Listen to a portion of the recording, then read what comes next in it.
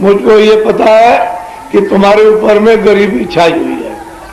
मुझको ये भी मालूम है कि तुम बड़े कर्जदार हो, कर्जा नहीं चुका।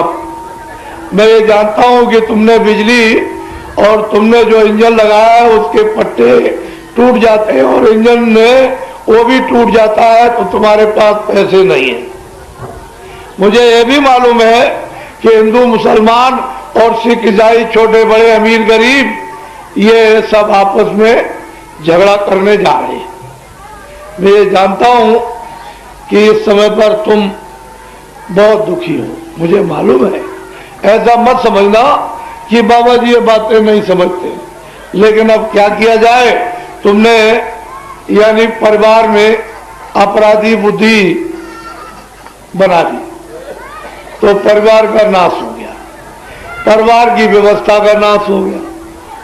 समाज में अपराधी बुद्धि आपने बना ली तो समाज का नाश और समाज की व्यवस्था का नाश। तुमने राज में अपराधी बुद्धि तैयार कर ली तो राज का भी नाश हो गया और राज की व्यवस्था का भी नाश हो गया।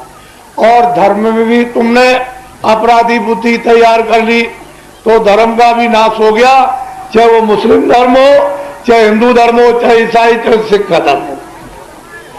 तुमने अपराधी बुद्धि बनाकर अपनी आत्मा का हनन किया। इस रूप को तुमने नीचे उतार दिया दो जुगों में। तो अब इसके लिए कोई फकीर, कोई महात्मा कामिल, अनुभवी कोई चाहिए जो इनको शुद्ध करे, मन को, बुद्धि को, चित्त को, अंतःकरण, दिल और दिमाग को, रूह को और जीवात्मा को कोई फकीर, महात्मा, कामिल और आमिल मिल जाए तो सफाई कर सकता है, नहीं तो आपका छुटकारा नहीं। फिर ये जिसमें मनुष्य शरीर आपको मिलेगा नहीं, ये बहुत दिनों के बाद आपके आता है। और जो भी तुम अच्छे बुरे काम करोगे, नाक काटोगे, कान काटोगे, गला काटोगे, आदमी का, बच्चे का, जानवर का और मतलब पंछी का, ये सब तुम करोगे तो वो तुम्हारा, क्योंकि उनमें भी जीवात्मा, उनमें भी रूह है, इनमें भी रूह है, तो वो बदला तुमसे कर्म का लेगी। जो कर्म कर्जा चढ़ेगा उसको उसी तरह से तुम्हारी नाक काटी जाएगी, तुम्हारा गला काटा जाएगा, तुम्हारी एक कमर काटी जाएगी, गोली से उड़ा दिया जाएगा, तुम प्यासों मारोगे, तुमको भी प्यासों।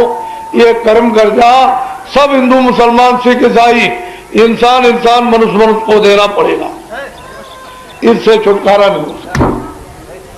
समझ लो, आगे बड़ी तकलीफ आने वाली है, बहुत संकट आने वाला, बहुत दुख। अभी तक संकट ऐसे आए नहीं।